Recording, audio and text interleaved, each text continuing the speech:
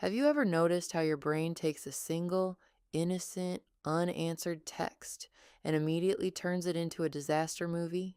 You didn't get a reply for 10 minutes, and suddenly you're convinced you've said something wrong. They're upset, and your entire social circle is collapsing. It's exhausting, right? The truth is, it's not actually your fault. Your brain is a survival machine that has gotten stuck in a glitchy, outdated mode of constant panic. Today, we're going to pull back the curtain on why your mind loves to torture you with these worst-case scenarios, and more importantly, how to finally flip the switch and quiet the noise. Think about your last spiral. Maybe it was a performance review at work, a slight change in a partner's tone of voice, or even just looking at your bank account on a Tuesday. The moment that small, neutral stimulus hit your brain, your mind didn't just consider the possibilities. It sprinted to the darkest one. You weren't just thinking, you were catastrophizing. You felt the physical weight of it in your chest, the shallow breathing, the racing heart. It's like your brain is an investigative journalist hunting for a tragedy that hasn't happened yet. And the most frustrating part? When the outcome is fine, your brain doesn't learn. It just waits for the next threat to pounce on.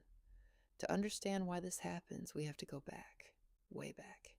Your brain was designed for survival in an environment where missing a rustle in the bushes could mean death. It was built to be hypervigilant. If our ancestors assumed the worst, they survived. The problem is that while our environment has changed, our hardware hasn't. Today, that rustle in the bushes is a Slack notification or a missed call. Your brain treats these modern anxieties with the same intensity as a literal predator. It's a defense mechanism that has become a self-sabotage mechanism. Here's the deeper truth. This habit isn't just about survival. It's about control. We tell ourselves that if we play out the worst-case scenario in our heads, we'll be prepared when it actually happens.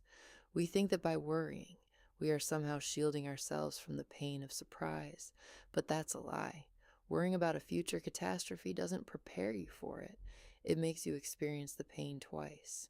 Once in your imagination, and once if it actually happens. By overthinking, you aren't protecting yourself. You're stealing the peace and presence of your current life.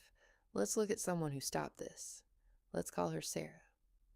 Sarah would spend hours agonizing over what to say in an email, convinced that one wrong word would get her fired. She was exhausted, burnt out, and paralyzed by the fear of her own mistakes. But the twist. The people around her didn't even notice the things she was panicking about. She realized that while she was busy playing out disaster scenarios in her mind, her colleagues were just focused on getting the job done. The threat was never in the room. It was only in her head.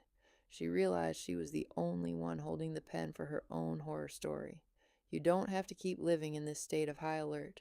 The next time your brain starts to paint a picture of a total disaster, ask yourself one question. Is this a fact or is this a fear? When you begin to separate what is actually happening from what your brain is imagining, you reclaim your power.